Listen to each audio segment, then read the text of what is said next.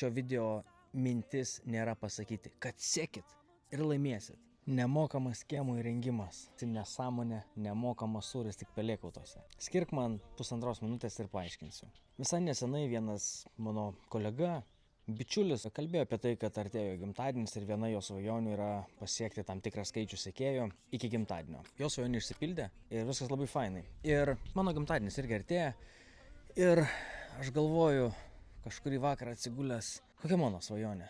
Mano svajonė yra daryti kažką didelio, kažką kitokio, kažką neįprasto, kažką, ko niekas dar nedarė. Nežinau kiek, bet turbūt labai mažai jūsų žino, kad turėjau YouTube kanalą Sėdam ant moco ir tai buvo pirmasis YouTube kanalas Lietuvoje, kuris padovanojo savo sekėjų motociklą. Ir guliu vieną vakarą aš ir galvoju, kad paimsiu ir paskelbsiu.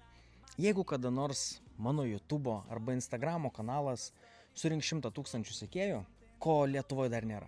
Nei vienas video turinio kūrėjas apie statybas nėra matęs tokių skaičių. Jeigu bent vienoje iš platformų man pavyks pasiekti tokį skaičių, aš imsiu ir įrengsiu vienam sekėjui kiemą visiškai nemokamai. Šio video mintis nėra pasakyti, kad sekit ir laimėsit. Tiesiog norėjau paviešinti savo idėją, kad ji materializuotųsi, o aš toliau darau tai, kas man patinka, tai, kas mane motyvuoja, tai, kuo gyvenu. Ir kas čia žino, galbūt vieną dieną reikės išrinkti tą vieną laimingai.